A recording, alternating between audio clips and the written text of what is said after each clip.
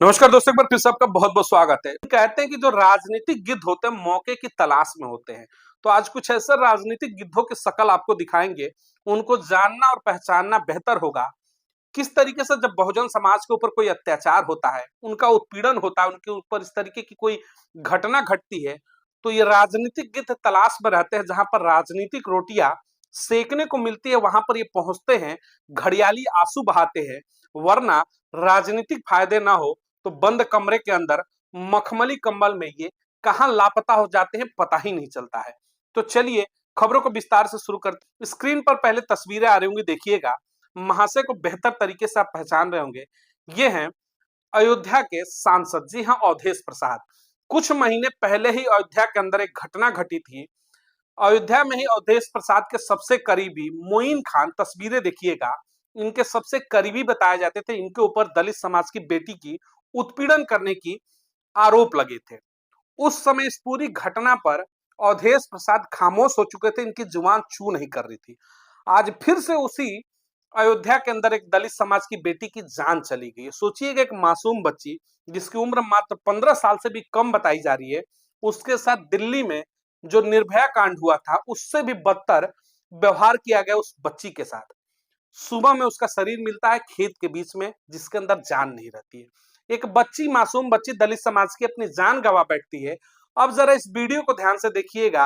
अयोध्या के सांसद अवधेश प्रसाद।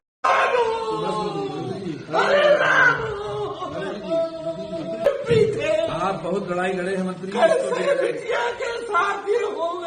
इस वीडियो में आपने देखा किस तरीके से ये घड़ियाली आंसू बहाते हुए नजर आ रहे हैं अवधेश प्रसाद।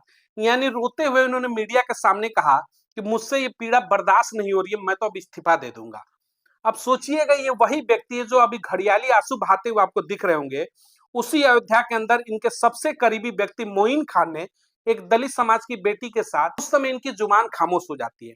लेकिन मौजूदा दौर में जिस तरीके से चुनाव है मिल्कीपुर में, अपने बेटे को विधायक बनाना है, वहां पर दलितों की वोट बैंक की संख्या ज्यादा है। तो देखिए किस तरीके से घड़ियाली आंसू बहाते हुए व्यक्ति रोते हुए नजर आ रहा है। क्यों? क्योंकि वहां पर अपराध करने वाला कोई मुस्लिम समाज से नहीं है, उसका समाजवादी पार्टी से कनेक्शन नहीं है।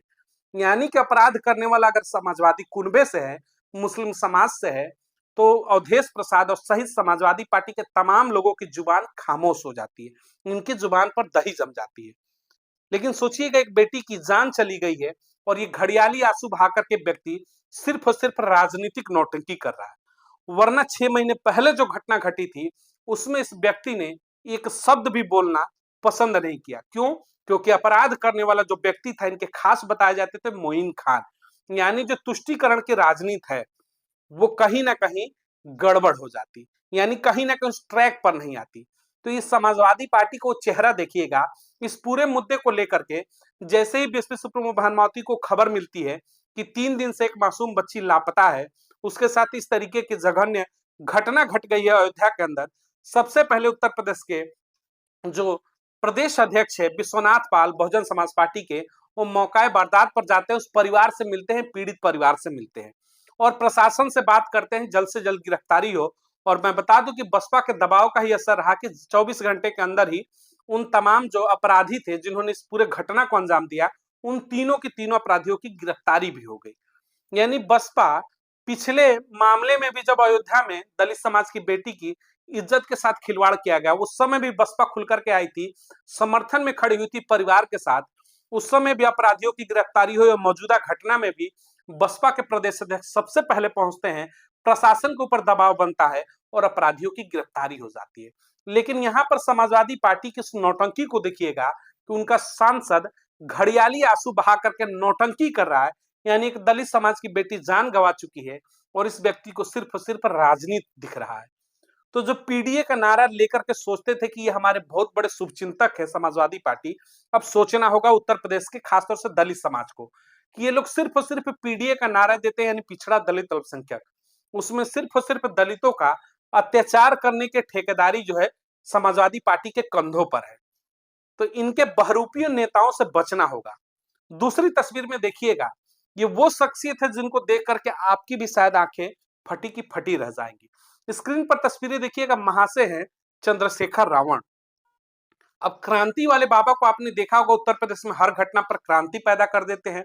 हो हंगामा करना इनका राजनीति एक मुख्य हिस्सा है। ये महाशय भी जब पिछली घटना घटी थी अयोध्या के अंदर, यानी कि मोईद खान ने जब उस घटना को अंजाम दिया तो समाजवादी पार्टी और वहां के सांसद अवधेश प्रसाद का करीबी था, तो उस घटना में भी क्योंकि अपराधी जो था जिसके ऊपर ये आरोप लगे थे वो मुस्लिम समाज का था, उस पूरे के पूरे मामले में चंद्रशेखर रावण की जुबान लगभग खामोश थी। यानी कि अगर बयान भी आते थे तो बड़े नपे तुले आते थे। उस समय इनका पूरा का पूरा क्रांति जो है समाप्त हो चुका था। क्यों? क्योंकि घटना करने वाला जो था मुस्लिम समाज से था। यानी तुष्टीकरण की जो राजनीति है उसमें चंद्रशेखर रावण भी ऊपर से नीचे नहा चुके हैं। लेकिन अब इस घटना में देखिएगा, इस घटना में हालांकि जो अपराध करने वाले हैं वो किसी वर्ग विशेष, किसी धर्म जात से नहीं आते हैं, तो सदन के अंदर तख्ती लेकर के खड़े हो गए चंद्रशेखर रावण कि वहां पर न्याय चाहिए बच्ची को। यानी कि न्याय को भी तराजू में तौलते हैं, वो एक चंद्रशेखर रावण हो या फिर समाजवादी पार्टी। ये लोग उत्तर प्रदेश में अगर कोई घटना घटती है, दलित उत्पीड़न होता है, दलित बच्चियों की जान चली जाती है, उनकी इज्जत लूट ली जाती है, तो ये तराजू लेकर के बैठते हैं कि तराजू के दूसरे पल्ले में कहीं हमारा वोट बैंक का समीकरण तो नहीं है। अगर अपराध करने वाला इनके वोट बैंक के उस चाशनी में डूबा हुआ नजर नहीं आता तो ये आवाज नहीं उठाते। आवाज कहां उठाते?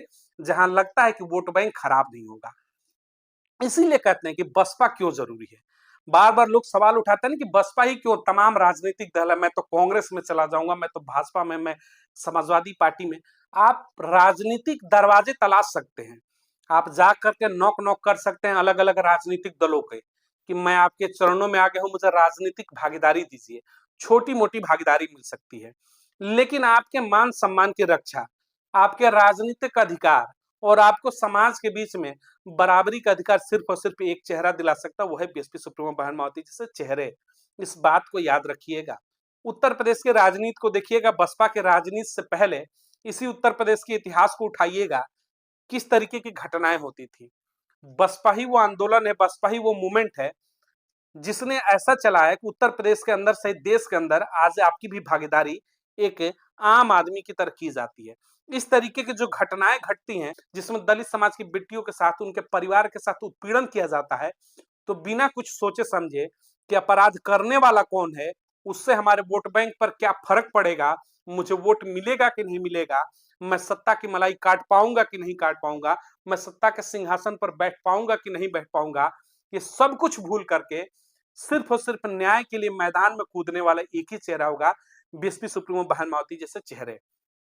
वरना चंद्रशेखर रावण हो या फिर समाजवादी पार्टी के मौजूदा उत्तर प्रदेश के लल्ला राष्ट्रीय अध्यक्ष अखिलेश यादव हो या फिर उनके सांसद अवधेश प्रसाद, जो घड़ियाली आंसू बहा रहे हैं, ये सिर्फ और सिर्फ तभी बहाएंगे जब इनको राजनीतिक नफा नुकसान दिखेगा।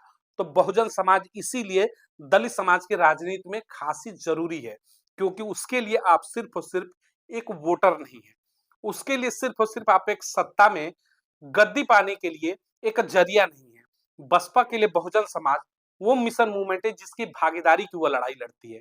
उसे ये फर्क नहीं पड़ता कि वोट बैंक उसका क्या कहता है, वोट बैंक बनेगा कि बिगड़ेगा।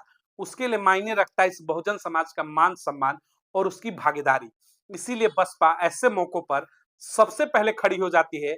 लेकिन ये तमाम चेहरे जो है, चंद्रशेखर रावण हो या फिर समाजवादी पार्टी, ये अपने कमरे में घुस जाते हैं, यानी बिल के अंदर चले जाते हैं और मखमली कंबल में आराम की नींद फरमाते हैं, क्योंकि उनको फर्क ही नहीं पड़ता कि बहुजन समाज के ऊपर अत्याचार हो रहा है। घटना को देखिएगा, जौनपुर की भी घटना थी मात्र 2 महीने पहले। वहां पर भी मात्र 13 साल की दलित समाज की मासूम बच्ची ने अपनी जान गंवा दी। अपराध करने वाला वही जात धर्म विशेष से आता था। वहां पर भी चंद्रशेखर रावण की भी जुबान खामोश हो गई। वहां पर भी समाजवादी पार्टी के मुखिया अखिलेश यादव की जुबान खामोश होगी। पूरा समाजवादी कुनबा खामोश हो गया। यानी जो ये घड़ियाली आंसू बहाने वाले हैं, जहां इनको राजनीतिक नुकसान होगा, आपको आपके हाल पर छोड़ करके ये महलों में जाकर के आराम करने लगेंगे। बसपा महलों में नहीं जाती है, वो कहती है कि आपकी भागीदारी सुनिश्चित करेंगे और आपके स्वास्थ्य, शिक्षा, रोजगार हो या फिर आप सबसे बड़ी आपकी सुरक्षा की जिम्मेदारी बसपा लेती है और उसके लिए किसी भी हद पर जाने के लिए तैयार होती है। उसे फर्क ही नहीं पड़ता कि वोट बैंक बनता है कि बिगड़ता है। बिगड़ता है तो बिगड़ जाए, लेकिन इस समाज की सुरक्षा की जिम्मेदारी सर्वोपरि है बसपा के लिए, इसीलिए बसपा जरूरी है। तो इस खबर को अधिक से अधिक लोगों तक शेयर जरूर करिएगा।